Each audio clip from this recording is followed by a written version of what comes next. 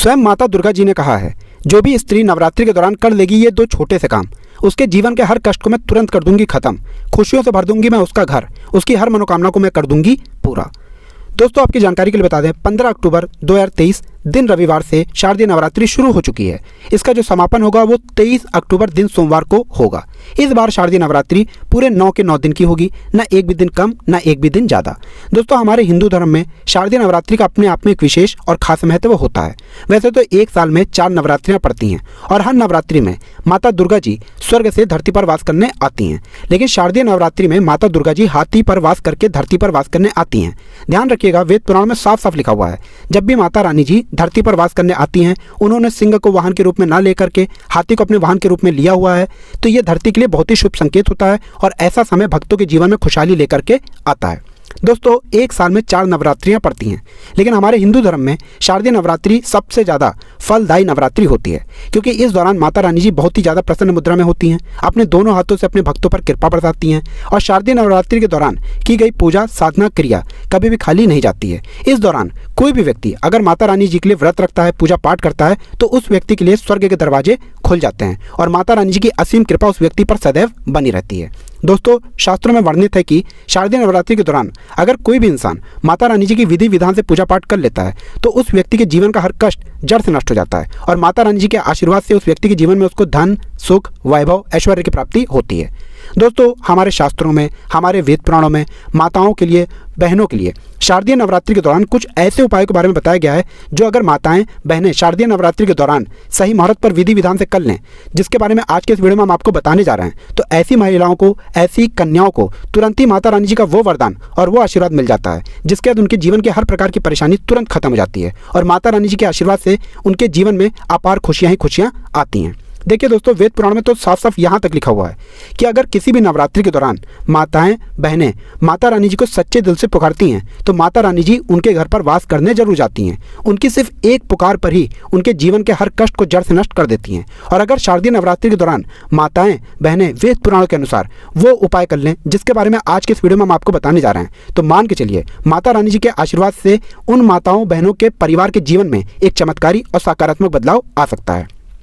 दोस्तों, चाहे आप पुरुष हैं चाहे महिला हैं, आज के इस वीडियो को बहुत ध्यान से लास्ट तक, अंत तक बिना भगाए देखिएगा, क्योंकि आज के इस वीडियो में हम जानकारी आपको वेद पुराणों के अनुसार देने जा रहे हैं और अगर आपने इस जानकारी को प्राप्त करके नवरात्रि के दौरान 2-4 मिनट का समय निकाल करके उन उपायों में से एक भी उपाय कर लिया जिसके बारे में आज के इस वीडियो में हम आपको बताने आ रहे हैं, जिसके बारे में हमारे वेद पुराणों में, शास्त्रों में लिखा हुआ है, तो आप अपने जीवन की कितनी ही बड़ी समस्या में फंसे हो, कितने ही बड़े दुख का सामना कर रहे हो और कितना ही बड़ा कष्ट आपके जीवन में हो, माता रानी जी के आशीर्वाद से आपके जीवन के हर प्रकार की दुविधा से आपको जरूर मुक्ति मिल जाएगी। और इन उपायों को करने के बाद मान के चलिए न केवल आपके बल्कि आपके पूरे परिवार के जीवन में एक चमत्कारी और सकारात्मक बदलाव आएगा।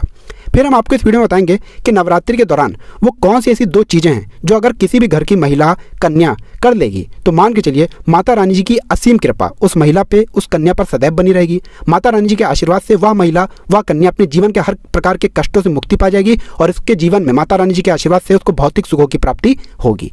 इसीलिए इस वीडियो को लास्ट तक, अंत तक न केवल अपने लिए बल्कि अपने पूरे परिवार के भले के लिए देखिएगा। और अगर आप चाहते हैं कि माता रानी जी की कृपा सदैव आप पे और आपके परिवार पर बनी रहे, माता रानी जी के आशीर्वाद से आपके जीवन में धन की वर्षा हो और आपको कभी भी अपने जीवन में किसी भी प्रकार की परेशानी का सामना ना करना पड़े, माता रानी जी की कृपा से आपके घर की बरकत हो, आपके घर की उन्नति हो, तो दोस्तों पूरी सच्ची श्रद्धा और पूरे विश्वास के साथ कमेंट बॉक्स में जाइए और तुरंत नारा लगा दीजिए, जय माता दी, जय माता रानी जी की। और अगर आप माता रानी जी के सच्चे भक्त हैं तो इस वीडियो को लाइक करना मत भूलिएगा और एक काम कीजिएगा, कमेंट बॉक्स में अपनी राशि भी डाल दीजिएगा। आपकी राशि के अनुसार कोई भी ऐसा उपाय होगा जो शारदीय नवरात्रि के दौरान आप करके लाभ पा सकते हैं, वो आके हम आपके कमेंट के रिप्लाई में बता देंगे। लेकिन आपसे हाथ जोड़ करके निवेदन था, वीडियो लाइक करना मत भूलिएगा।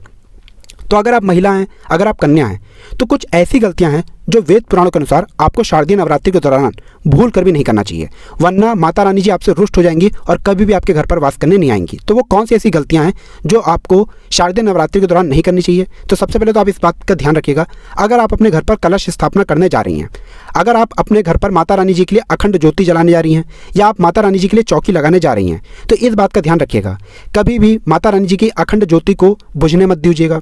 दूसरा, अगर आप कलश स्थापना करने आ रही हैं तो जटा वाले नारियल का इस्तेमाल कीजिएगा जिसमें पानी होता है। तीसरा, आपको इस बात का ध्यान रखिएगा, जो आप माता रानी जी के लिए चौकी लगाने जा रही हैं वो चौकी कभी भी छोड़ करके मत जाइएगा।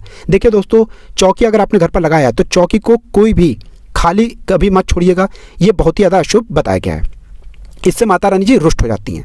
दूसरा, आपको इस बात का ध्यान रखना होगा कि अगर आप माता रानी जी की चौकी घर पर लगाने जा रही हैं तो सिर्फ लाल कपड़े पर ही लगाइएगा। बहुत से लोग गलती क्या कर बैठते हैं, वो माता रानी जी की चौकी लगाते हैं, पूजा पाठ करते हैं, लेकिन चौकी पर पेपर लगा देते हैं, पेपर रख करके चौकी लगा देते हैं।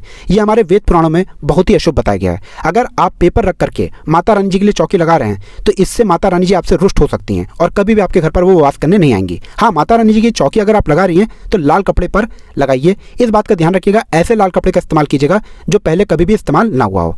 तीसरा, इस बात का आप लोगों को ध्यान रखना होगा, जब भी आप माता रानी जी की पूजा पाठ करने जा रही हैं, माता रानी जी की आपने चौकी लगाई है, तो वहाँ पर कभी भी काले कपड़े का इस्तेमाल मत कीजिएगा, या माता रानी जी की पूजा पाठ करते वक्त काले कपड़े का धारण मत कीजिएगा। ये बहुत ही ज़्यादा अशुभ बताया गया है, इससे माता रानी जी तुरंत ही रुष्ट हो जाती हैं।